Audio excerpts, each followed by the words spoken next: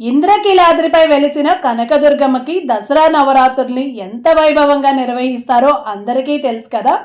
కానీ ఈ సంవత్సరం రాబోతున్న దసరాకి ప్రతి 10 సంవత్సరాలకి ఒక్కసారి మాత్రమే వచ్చే ఒక విశిష్టత ఉందని మీకు తెలుసా?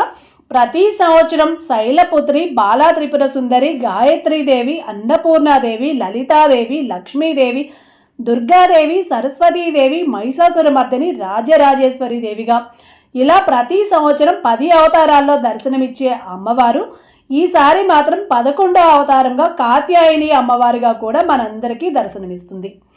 తిథుల్లో వచ్చే మార్పుల వల్ల ఇలా ప్రతి 10 సంవత్సరాలకి ఒక్కసారి మాత్రమే కాత్యాయని అమ్మవారి దర్శనం కలుగుతుంది మనందరికీ.